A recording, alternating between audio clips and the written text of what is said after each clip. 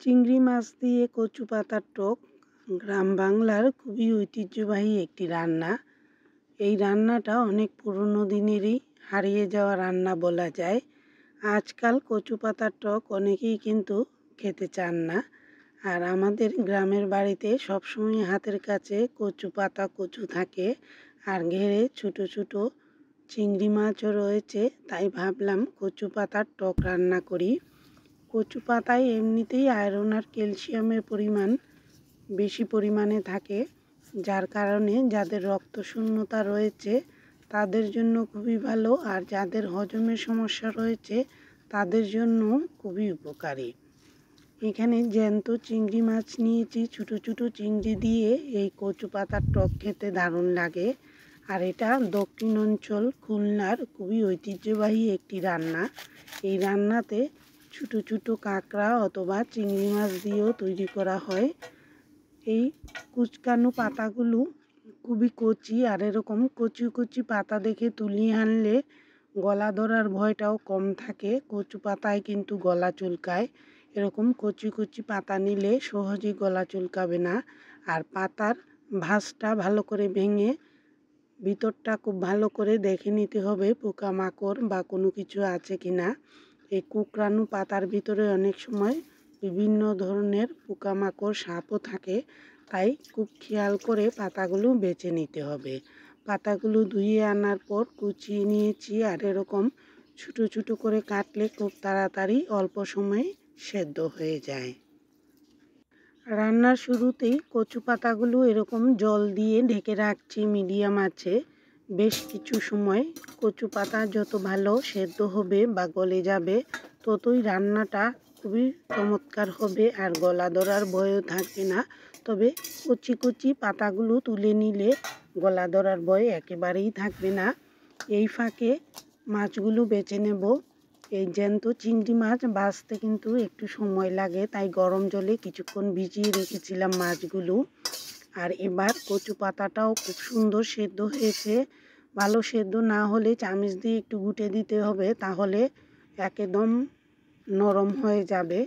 ভালো করে সেদ্ধ করে নিয়েছি, এবার নামিয়ে রাখলাম। আর কড়াইটা পরিষ্কার করে ধুয়ে তাতে পরিমাণ মতো তেল দিয়ে দিয়েছি। এই রান্নাতে একটু ঝাল ঝাল হলে খেতে বেশি ভালো লাগে।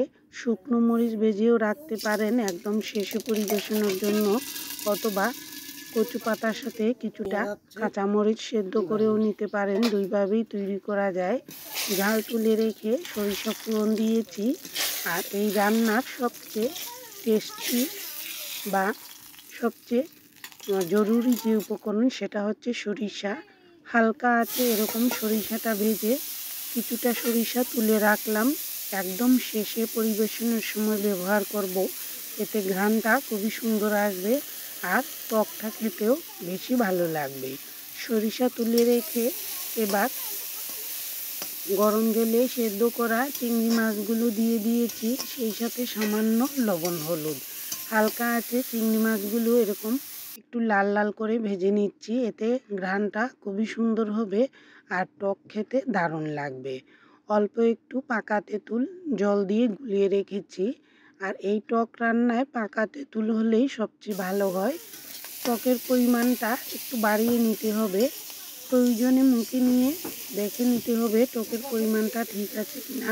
টক কম হলে শেষের দিকে বাড়িয়ে দেওয়া যায়, অথবা একটু কম হলে সেটা পরবর্তী সময়েও দিয়ে দেওয়া যায়। মাছ ভাজা হলে সেদ্ধ করা কচু পাতা দিয়ে দিলাম, আর পাকা তেঁতুলের যে শিকে বা ছাবার অংশটা হাত দিয়ে চিপে ফেলে দিয়ে শুধু জলটা দিয়ে দিয়েছি। পরিমাণ মতো লবণ দিয়ে দিলাম, যেহেতু এই টক মাখা মাখা করব তাই লবণ কম করে দিতে হবে শুরুতে, প্রয়োজনে শেষের দিকে মুখে দিয়ে দেখে নিতে হবে। সামান্য হলুদ দিয়ে এবার হালকা আছে এরকম রেখে দিয়েছি, আর একটু মাখা মাখা হলে নামিয়ে রাখবো। এই সরিষা ভাজা ঘ্রাণ এই টকের স্বাদকে দ্বিগুণ বাড়িয়ে দেয়। ভাজা সরিষা হালকা ডলে রেখে দিলাম, আর টকটা এরকম নেড়ে চেড়ে দিয়ে ঝুলটা একেবারেই শুকিয়ে আসলে নামিয়ে রাখতে হবে। তৈরি হয়ে গেল পাকা তেঁতুল দিয়ে চিংড়ি মাছ আর কচু পাতার দুর্দান্ত স্বাদের একটি টক। এই টক গরম ভাতের সাথে খেতে অসাধারণ লাগে, আর শুকনো জাল ভেজে রেখে দিলে এই টক খেতে আরও বেশি সুস্বাদু হয়। ভাজা সরিষার ঘ্রাণ এই টকের স্বাদকে আরও দ্বিগুণ বাড়িয়ে দেয়। আর পরিবেশনের সময় কাঁচামরিচ অথবা ভাজা শুকনো মরিচ দিয়েও পরিবেশন করে খেতে পারেন, অসাধারণ লাগবে। গরম ভাতে এরকম একটি রান্না থাকলে আর কিছুই লাগবে না, একতাল ভাত শুধু এই টক দিয়েই খাওয়া যাবে। হাতের কাছে কচু পাতা থাকলে একবার হলেও তৈরি করে দেখে নিন, খেতে দারুণ লাগবে।